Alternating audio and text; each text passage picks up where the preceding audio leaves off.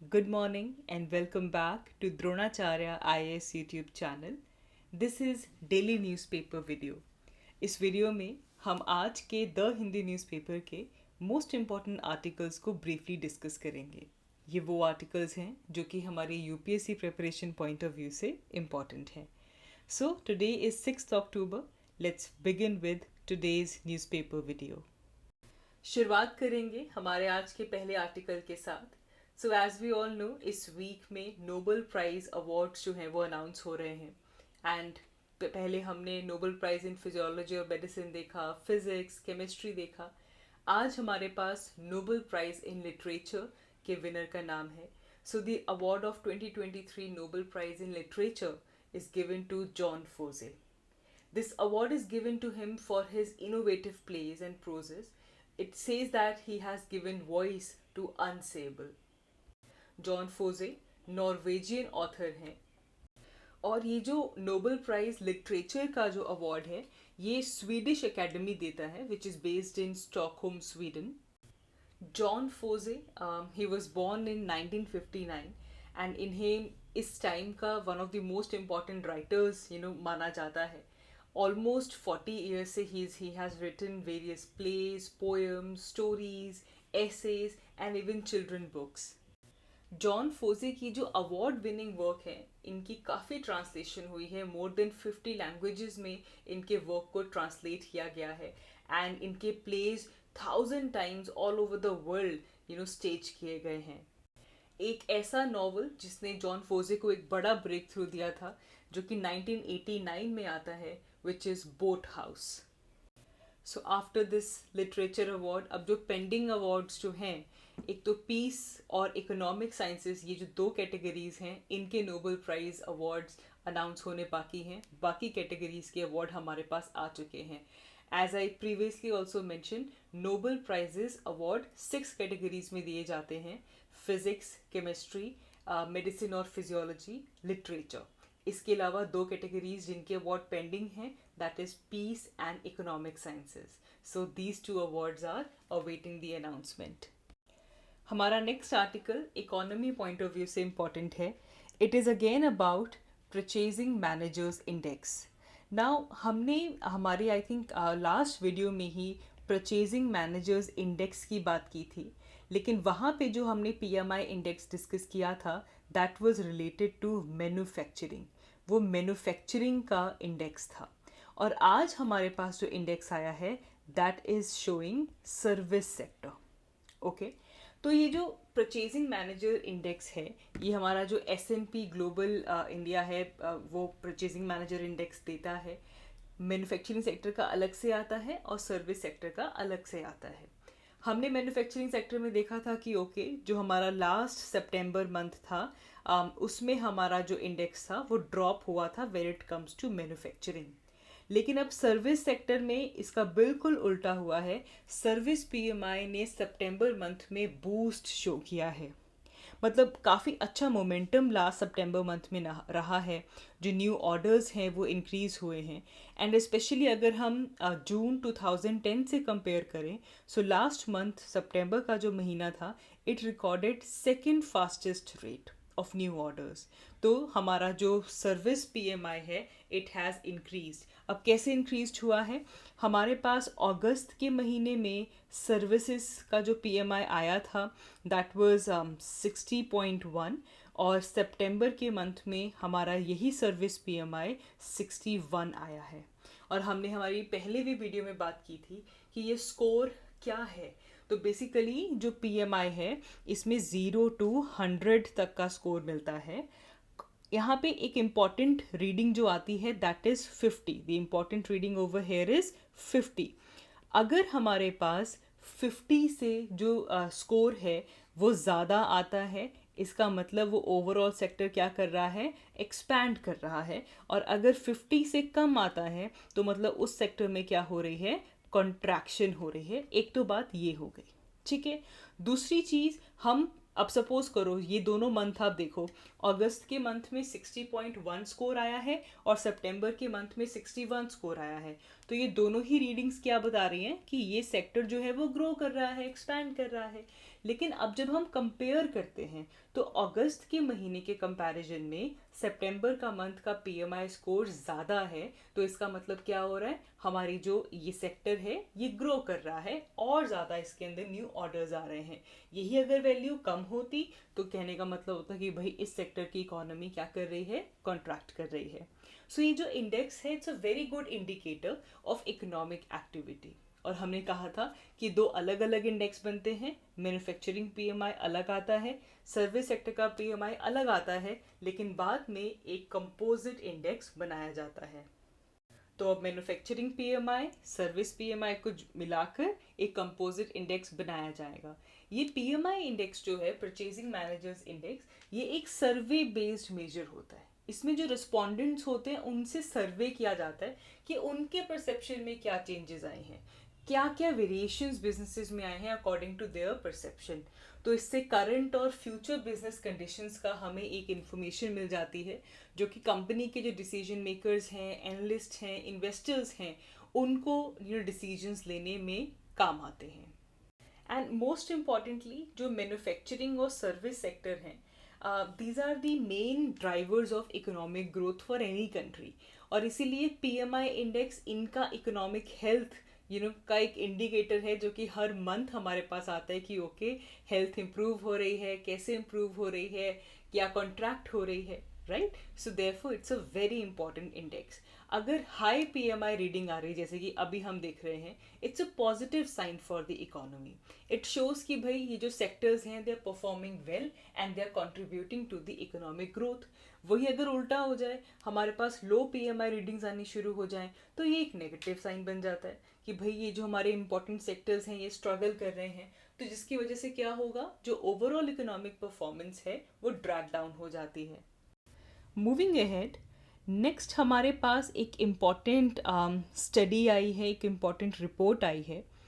Step by step हम इसे unfold करेंगे। सबसे पहले ये जो रिपोर्ट है ये फ्रीडम हाउस ने रिलीज़ की है। फ्रीडम हाउस ये एक Washington based non profit organisation है, जो कि बेसिकली फ्रीडम ऑन नेट की बात करता है। तो ये जो रिपोर्ट आई है, इस रिपोर्ट का टाइटल है freedom on the net 2023। That is the main title, freedom on the net 2023। तो अब ये नाम ही बता रहा है कि ये फ्रीडम हाउस की ये रिपोर्ट ग्लोबली इंटरनेट फ्रीडम कैसी रही है, कंट्रीज़ ने इंटरनेट फ्रीडम के लिए क्या क्या स्टेप्स लिए हैं, पॉजिटिव स्टेप्स कितने हैं, नेगेटिव स्टेप्स कितने हैं, उसके बेसिस पे ये कंट्रीज़ को रैंक करता है। अब पहली इम्पॉर्टेंट चीज़ ये है कि इसने एक ग्लोबल रीडिंग हमको दी है। ग्लोबली देखा है कि अगर हम कंट्री वाइज छोड़ दें और अगर हम ग्लोबल लेवल पे बात करें, तो जो इंटरनेट फ्रीडम है that has declined. Internet freedom has declined and not just in this year, सिर्फ 2023 की बात नहीं हो रही है, ये ट्रेंड पिछले 13 सालों से चलता हुआ आ रहा है कि ग्लोबली सारे कंट्रीज़ को मिला लिया जाए तो ग्लोबली इंटरनेट फ्रीडम जो है वो डिक्लाइन कर रही है। अब यहाँ पे अलग अलग कंट्रीज़ को देखा गया तो ह्यूमन राइट्स के लिए जो ऑनलाइन फ्रीडम है वो बहुत से कंट्रीज़ 29 कंट्रीज़ हैं जहाँ पे डिक्रीज़ हुई है। ओनली मेनली 20 कंट्रीज़ ऐसे थे जहाँ पे इस पर्टिकुलर एरिया में हमें इंक्रीज़ देखने के लिए मिला है। फ्रीडम ऑन नेट 2023, इसमें कहा गया है कि भाई जो रिप्रेसिव पावर है, the power of artificial intelligence, ये इम्पॉर्टेंट चीज़ है कि आर्टिफिशियल इंटेलिजेंस की रिप्रेसिव पावर अल्टीमेटली किसके ऊपर इम्पैक्ट कर रही है, हमारे freedom of on the internet पे अफेक्ट कर रही है। क्योंकि गवर्नमेंट्स आर्टिफिशियल इंटेलिजेंस का यूज़ काफ़ी इंक्रीज़ कर रही है। आर्टिफिशियल इंटेलिजेंस को यूज़ करके सेंसरशिप का जो एरिया है, सेंसरशिप का जो एक्सपेंस है वो इंक्रीज़ हो चुका है using artificial intelligence. And even disinformation का जो स्प्रेड है, स्प्रेड ऑफ एनी डिसइंफॉर्मेशन, इन सब के ऊपर आर्टिफिशियल इंटेलिजेंस को यूज़ करके रिप्रेस किया जाता है। ये 13th एडिशन थी इस रिपोर्ट की। एंड इसमें ऑनलाइन ह्यूमन राइट्स के ऊपर क्या इफ़ेक्ट पड़ा है उसे देखा जाता है। तो 70 कंट्रीज़ को एवेलुएट किया गया, और जैसा कि मैंने कहा कि 29 कंट्रीज़ में ह्यूमन राइट्स ऑन इंटरनेट तो डिक्लाइन ही हुए हैं, एंड सिर्फ 20 कंट्रीज़ में ये इंक्रीज़ हुआ है। And as per this report, Iran एक ऐसा कंट्री है जहाँ पे सबसे ज़्यादा शार्पेस्ट राइज हुआ है when it comes to digital repression, जहाँ पे अथॉरिटीज़ ने अलग अलग एरियाज़ में इंटरनेट सर्विसेज बंद कर दी, व्हाट्सएप ब्लॉक कर दिया, इंस्टाग्राम ब्लॉक कर दिया, सर्वेलेंस बहुत बढ़ा दिया। कहीं पे भी अगर कोई एंटी गवर्नमेंट प्रोटेस्ट हो रहा था तो उससे शट डाउन कर दिया गया, उसकी कोई ब्रॉडकास्टिंग नहीं हुई, उस एरिया में इंटरनेट सर्विसेज बंद हुए। सो ईरान यहाँ पे शार्पेस्ट राइज दिखाता है when it comes to digital repression. फिर यहाँ पे चाइना की बात भी हो रही है। चाइना लगातार पिछले 9 सालों से वर्ल्ड का worst environment for internet freedom country है। Worst environment for internet freedom, और ये न्यू एंट्री नहीं है। पिछले 9 सालों से चाइना यही ट्रेंड शो कर रहा है that it has worst environment for internet freedom. Similarly China के बाद आता है जी आपका म्यांमार। हम सबको पता है म्यांमार में मिलिट्री कू हुआ, so many political and civil unrest is going on in Myanmar, and Myanmar भी वर्ल्ड का सेकेंड मोस्ट रिप्रेसिव कंट्री बन चुका है when it comes to online freedom। यहाँ पे डिजिटल रिप्रेशन की बात हो रही है, और इंडिया के पर्सपेक्टिव में इस रिपोर्ट में कहा गया है कि इंडिया में आर्टिफिशियल इंटेलिजेंस को इनेबल करके डिजिटल रिप्रेशन हो रही है।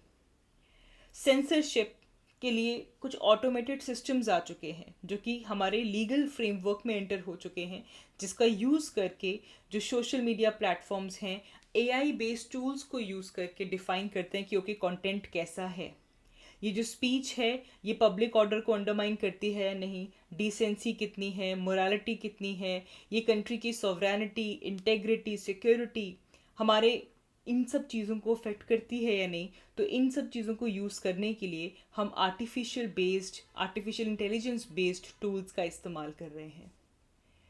सो एक चीज़ याद रखेंगे कि इंडिया के लिए इस रिपोर्ट में क्या कहा गया है, that we are resorting to artificial intelligence based digital repression, जिसमें ये सारी चीज़ें अब हम उन टूल्स की हेल्प से कर रहे हैं।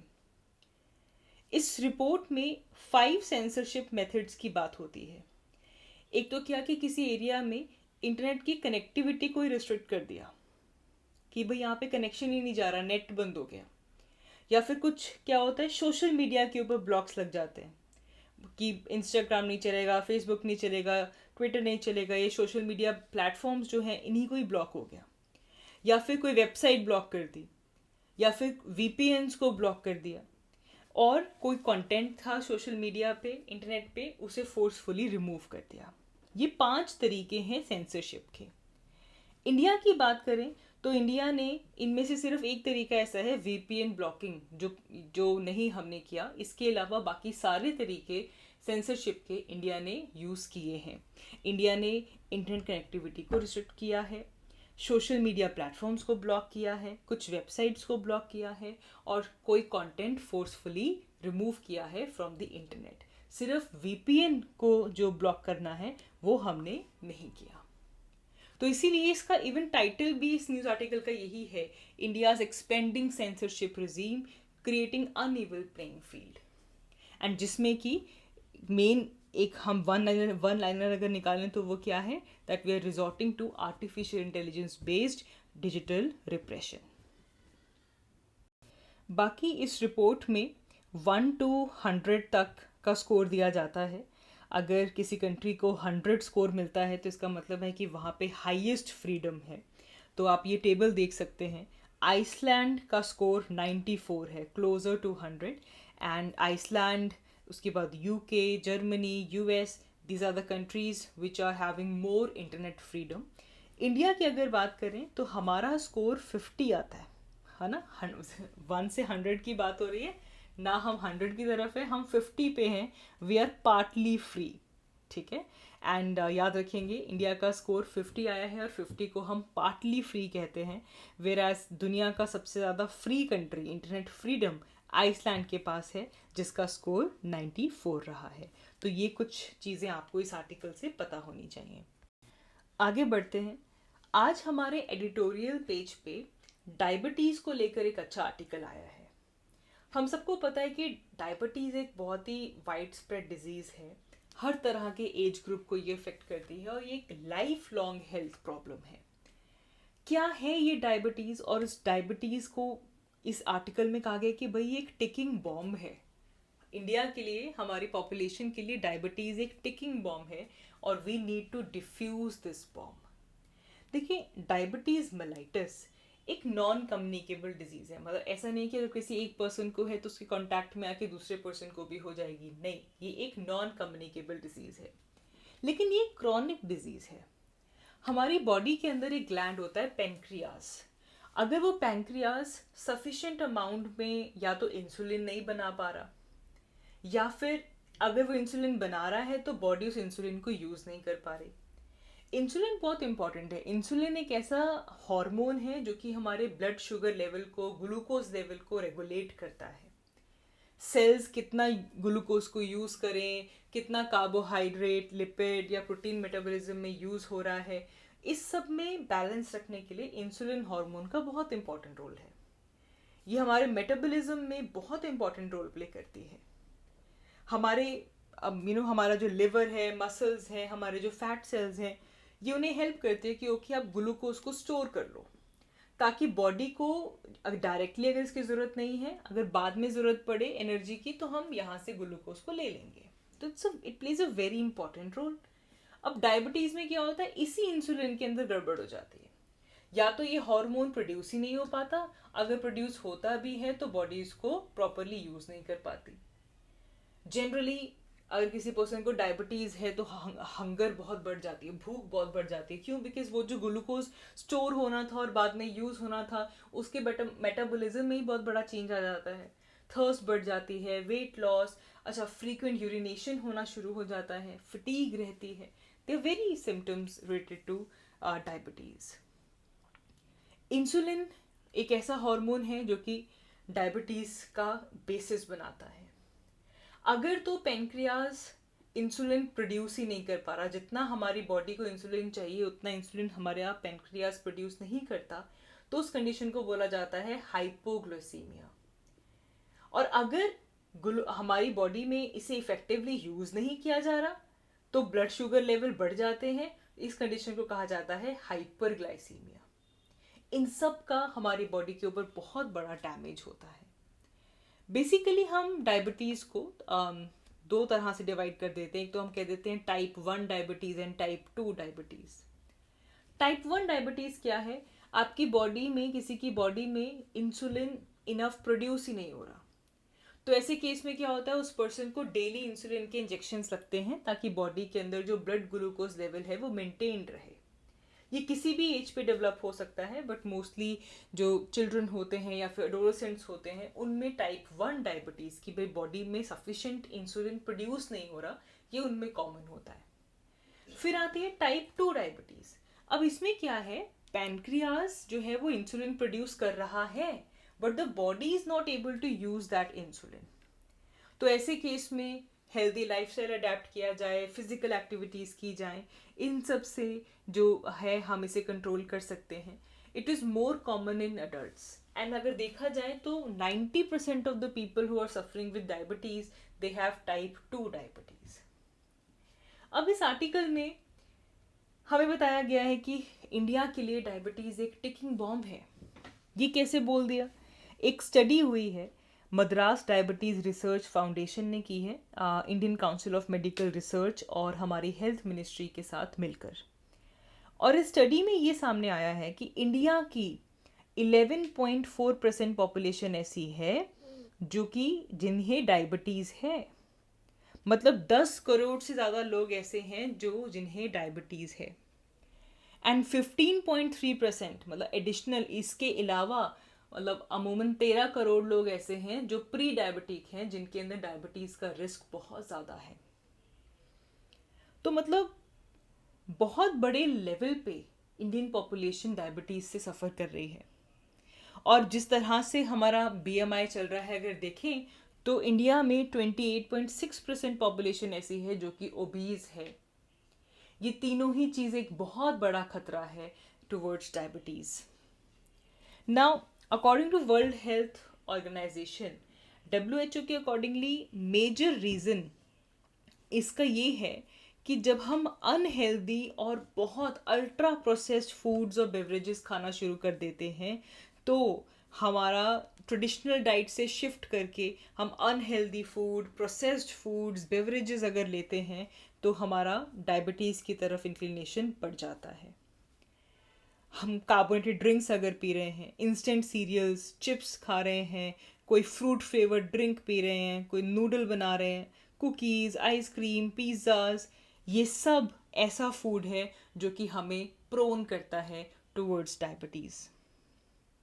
साइंटिफिक कैसे प्रोन करता है? देखो, बेसिकली ये जो हाईली प्रोसेस्ड फूड होता है, it has high amount of sugar, fat and salt. अब इनमें शुगर भी ज़्यादा है, फैट भी ज़्यादा है, सॉल्ट भी ज़्यादा है, जिसकी वजह से डायबिटीज़ हो सकती है।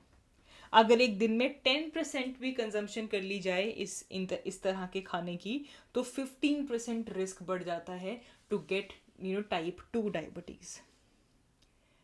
जब फूड बहुत ज़्यादा प्रोसेस्ड होता है तो उसका स्ट्रक्चर डिस्ट्रॉय हो जाता है। फिर उसके अंदर कुछ कॉस्मेटिकली कुछ चीज़ें ऐड की जाती हैं, कलर्स ऐड किए जाते हैं, फ्लेवर्स ऐड किए जाते हैं, जिससे कि लोग उस फूड को ज़्यादा खाते हैं, ज़्यादा वेट गेन होता है और डायबिटीज़ और बाकी क्रॉनिक डिजीज का खतरा उतना ही बढ़ जाता है। अगर ओबेसिटी हो जाए या डायबिटीज़ हो जाए, ये दोनों ही बहुत बड़े रिस्क फैक्टर हैं when it comes to heart diseases, और इनका कॉम्बिनेशन डेथ रेट को बढ़ाता है। हमारे पास ये भी स्टडी है कि अगर कोई पर्सन एक दिन में प्रोसेस्ड फूड ज़्यादा खाता है तो उनमें कार्डियोवैस्कुलर डिजीज़ेस के चांसेस भी बढ़ जाते हैं। अब देखें, इसका रोल समझते हैं। इंडिया एक प्लेग्राउंड बन चुका है for food industries to sell their processed food. ऐसा इसलिए, अगर हम पिछले 20 सालों में हाई इनकम कंट्रीज देखें तो उन कंट्रीज के अंदर जो शुगर बेस्ड बेवरेजेस हैं, जिनमें शुगर कंटेंट ज़्यादा है, उसका सेल काफ़ी डिक्रीज हो चुका है। जिसके बाद इन कंपनीज ने मिडिल इनकम कंट्रीज के ऊपर फोकस करना शुरू कर दिया और वहाँ पे एक प्लेग्राउंड बन चुका है मार्केटिंग के थ्रू, एडवर्टाइजमेंट के थ्रू। जो अल्ट्रा प्रोसेस्ड फूड्स हैं, बेवरेजेस हैं, इनकी कंजम्पशन बढ़ चुकी है। हाँ, फूड इंडस्ट्री बोलते हैं कि इसमें हमारा कोई कसूर नहीं, ये जो लोग हैं वो खुद डिसाइड करते हैं कि हमें ये खाना है, हमें ये पीना है, इसमें हमारा कोई रोल नहीं है। But the environment around the people is to be blamed. अगर हर जगह इसी से उन चीज़ों की मार्केटिंग होगी, एक्टर्स आकर उस चीज़ को मार्केट करेंगे। अच्छा, बच्चों को अफेक्ट करने के लिए कार्टून्स आकर एडवर्टीजमेंट करते हैं। आसपास का इन्वायरमेंट ऐसा बन चुका है जो कि इन प्रोसेस्ड फूड्स को फेवर करता है, so that has to be blamed. अब इससे क्या हो रहा है, जो पब्लिक हेल्थ क्राइसिस है वो डीपन अप हो रहा है। हमारी इतनी बड़ी पॉपुलेशन डायबिटीज़ के प्रोन होती जा रही है, और इसीलिए इस आर्टिकल में कहा गया है कि भाई ये एक टिकिंग बॉम्ब है और हमें इसे डिफ्यूज़ करना होगा। हमें ऐसी पॉलिसीज़ और रेगुलेटरी एक्शंस लेकर आने होंगे कि हम इस चीज़ को रोक सकें। देखें, ईट राइट जैसे प्रोग्राम्स जो हैं वो पूरी तरीके से इम्प्लीमेंट नहीं हो पाते। क्यों?